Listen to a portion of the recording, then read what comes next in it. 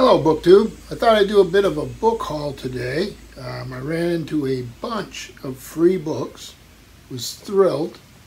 Most of them are in excellent condition. This first one we're going to show, however, is a little binged up, but I didn't get this from me. I get this from my daughter, who's quite an artist. So it's How to Draw Comics the Marvel Way by Stan Lee and John Buscema. You see, it's a little. I'll fix this up for her. This came out, what, in the 1970s or something? 1978. Simon & Schuster, New York. So here's... And it's just how to draw comics. So it's maybe something she'll like. I don't know. We'll see. And then, because I'm not reading enough now, I have a pile here. I don't know if you can't really see it, but it's about this high of books that I'm currently reading, and they're not the only ones. But the first thing I found here, I started reading right off this morning. So, like I say, these were all free. Couldn't pass them up, and ran into stuff that I was really excited about, still excited about. So this one is The Other Conquest, John Julius Norwich. Look at the cover art on that. Isn't that neat? This is his first major work. He had done something about Mount Athos prior to this, but that was with somebody else. But this was sort of the start of his career. The Other Conquest was the Norman conquest of southern Italy and Sicily, which was at the time no less important than the conquest of England and a good deal more dramatic. In a little more than a century, 1016 to 1130, Norman invaders overpowered formidable Lombard, Byzantine, and Saracen resistance, conquered all of southern Italy, and established a kingdom in Sicily. So this is going to be just that story. I've just started the first 13 pages, and it was fascinating. When did this came out? It would have been in the 1967. So this is the first American edition. The English edition was called The Normans in the South. So this is the first of a two-volume history by John Julius Norwich, and I will hunt down the other one. So really nice, really nice. Then moving right along, I got a replacement copy in really nice shape for a book I really loved when it came out. Hold on here, my tablet, I guess, is low powered. We drove around a little bit. My son was playing games in the back seat of the car with this tablet. So this is called A Man Called Intrepid, and this is here, Sir William Stevenson. It's a British era. It's a World War II spy drama, but it's non-fiction. The Man Called Intrepid is the chronicle of the world's first integrated intelligence operation and its chief, William Stevenson, whose code name was Intrepid, and bold missions were given to him by Winston Churchill. I remember this being a wonderful book, and I'm glad to have it back on my shelves. This is the first edition from 1976. So yeah, there's that one. And then John Keegan, The Price of Admiralty, The Evolution of Naval Warfare by Viking Press.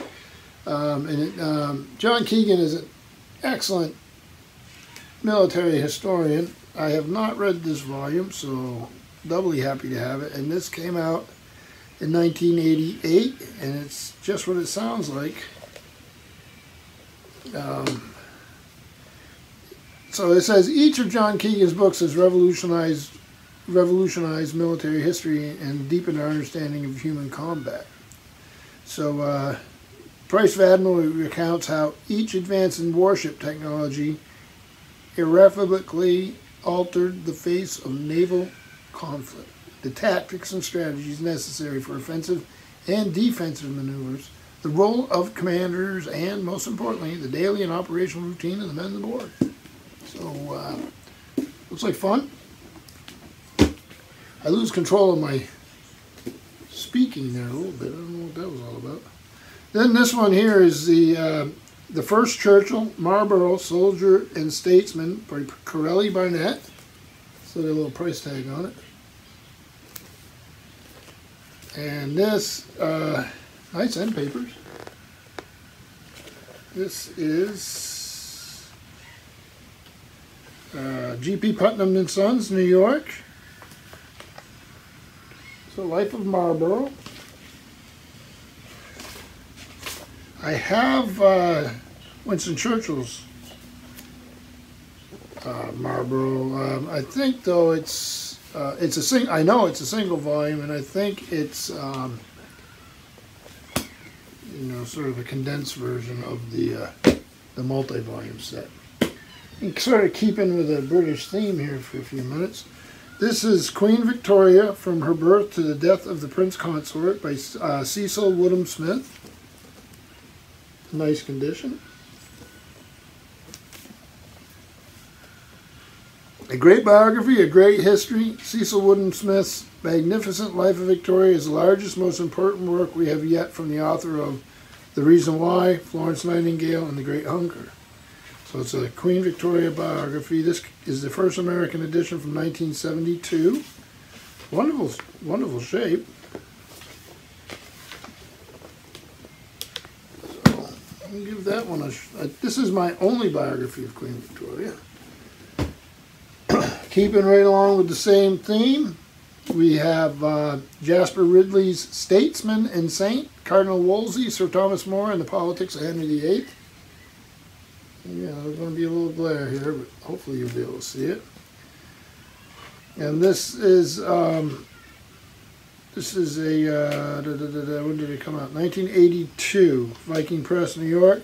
It's a clear contrast between careers and philosophy of Henry VIII's first two and most famous Lord Chancellors, Cardinal Thomas Wolsey and Sir Thomas More. It provides one of those rare lessons in history and human conduct that make centuries-old passions living and instructive issues for today. In this dual biography, Jasper Ridley explores their lives with scholarly authority and narrative impetus that have made him one of England's premier biographer historians. And it is looks well illustrated. So yeah, another one I've never read and very excited to find. Let me see here if I get any more British ones. No, so let's go here. We got Alistair Horn, A Savage War of Peace, Algeria, 1954 to 1962.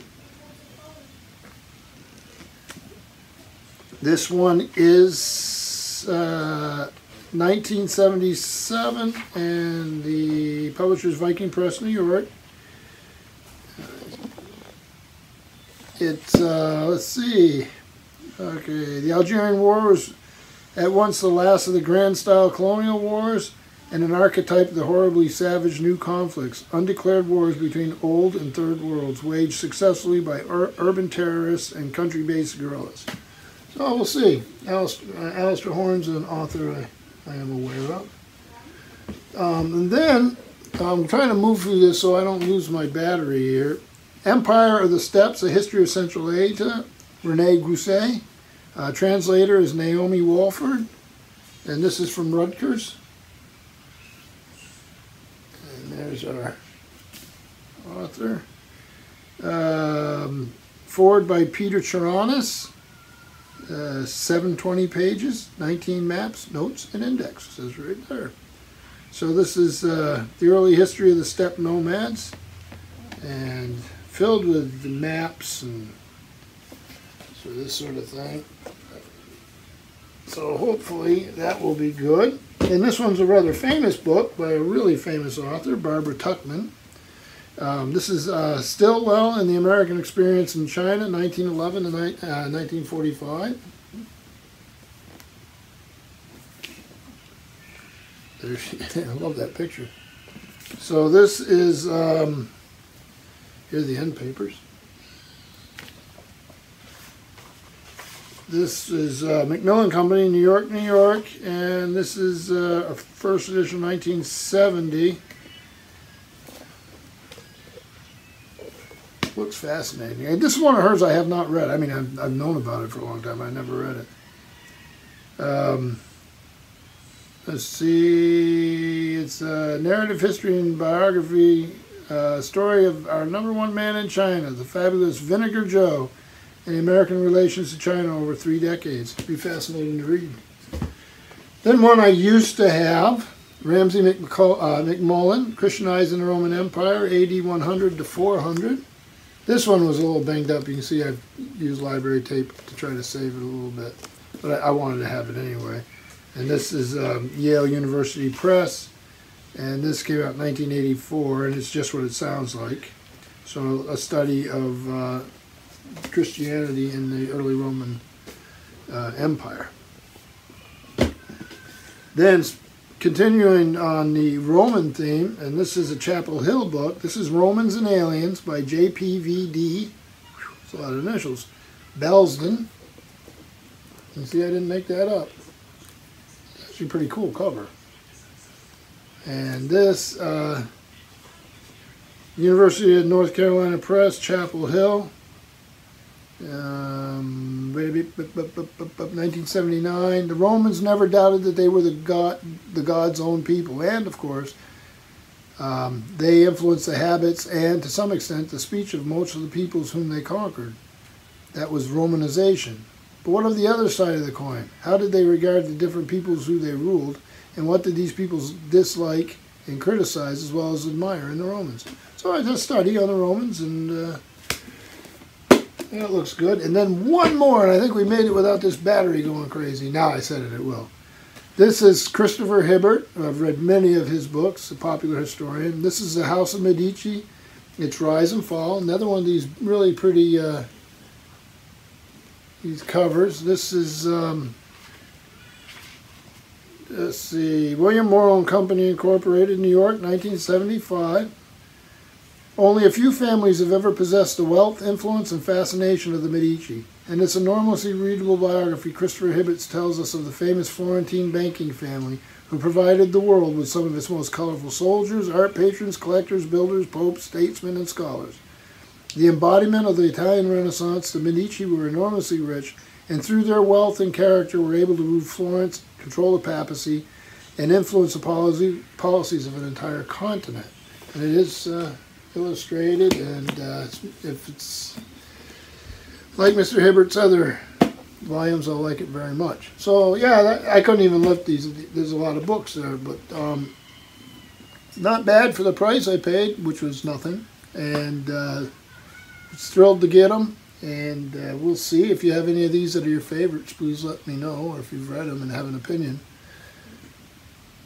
So yeah, my battery, I keep doing that because my battery thing says it's about to go. So we'll see if this worked. If it did, we'll put it up. If not, well, not much we can do about it. So have a good weekend, and thank you, BookTube.